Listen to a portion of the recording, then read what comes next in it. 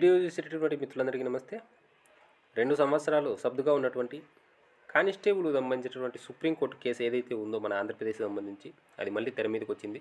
మరి అందుకు సంబంధించినటువంటి పూర్తి సమాచారాన్ని మీకు తెలియజేసేటటువంటి ప్రయత్నం చేస్తాను. ఇటువంటి లేటెస్ట్ అప్డేట్స్ అందరికంటే ముందుగా తెలుసుకోవాలంటే మన యొక్క ఛానల్‌ను సబ్స్క్రైబ్ చేసుకోండి. వీడియో కనుక నచ్చితే లైక్ చేయండి. అలాగే కోచింగ్ సెంటర్‌కు వెళ్ళలేనటువంటి పేద నిరుద్యోగ తెలుగు మీడియం కానిస్టేబుల్ అభ్యర్థులు ఎవరైతే ఉన్నారో వారు లక్ష్యమైనటువంటి టెలిగ్రామ్ గ్రూపులో జాయిన్ కండి. ఇప్పటికి దాదాపుగా 200 మంది మన యొక్క లక్ష్యమైనటువంటి టెలిగ్రామ్ గ్రూపులో జాయిన్ అయ్యి కనీసం మెయిన్స్ రాత పరీక్షలో 120 నుండి 130 మార్కులు సాధించే విధంగా నేను తయారు చేసినటువంటి ప్రీ ప్లానెడ్ టైం టేబుల్ 10 గంటల టైం టేబుల్ ప్రిపేర్ అవుతూ ప్రతిరోజు వారు చదివినటువంటి టాపిక్స్ మీద వారు చదివినటువంటి సబ్జెక్ట్స్ సిలబస్ మీద సబ్ ఇన్స్పెక్టర్ రేంజ్లో ఎగ్జామ్స్ రాస్తూ కానిస్టేబుల్ మెయిన్స్ రాత పరీక్ష అయితే వారు సన్నద్ధమవుతూ ఉన్నారు.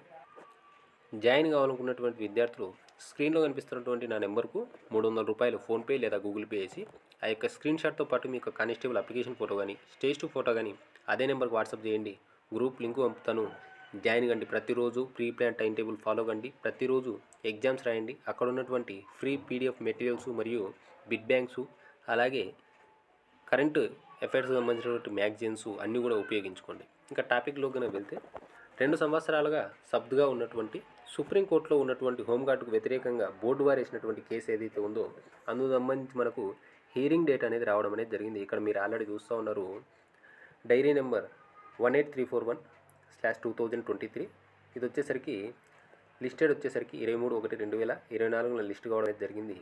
18/2/2025 ఈ కేసు మన బెంచ్ మీదకి వచ్చేటటువంటి అవకాశం ఉంది. యాక్చువల్గా ఈ కేసు వచ్చేసరికి మీకు సింపుల్గా అర్థమయ్యేటటువంటి విషయంగా చెప్పాలనుకుంటే ఎవరైతే హోంగార్డ్ అభ్యర్థులు ఉన్నారో మాకు కనీస అర్హత మార్కులు లేనప్పటికీ కూడా మమ్మల్ని తదుపరి ఏవైతే ఈవెంట్స్ ఉన్నాయో వాటికి ప్రమోట్ చేయండి అని చెప్పేసి వేసినటువంటి హైకోర్టు కేసు ఏదైతే ఉందో దాన్ని సవాల్ చేస్తూ ఏపీఎస్ఎల్పిఆర్బి బోర్డు వారు జనరల్ అభ్యర్థులకు నష్టం కలుగుతుందని చెప్పేసి సుప్రీంకోర్టులో ఈ కేసు వేయడం అనేది జరిగింది.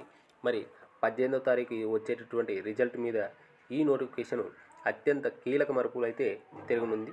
ఏది ఏమైనప్పటికీ కూడా జనరల్ అభ్యర్థులకైతే ఈసారి కాస్త నష్టం తగ్గేటటువంటి అవకాశం ఉంది. అందరూ ఆశించినట్టంటే జనరల్ అభ్యర్థులకి మంచి లాభం చేకూరేటటువంటి అవకాశం కూడా ఉంది.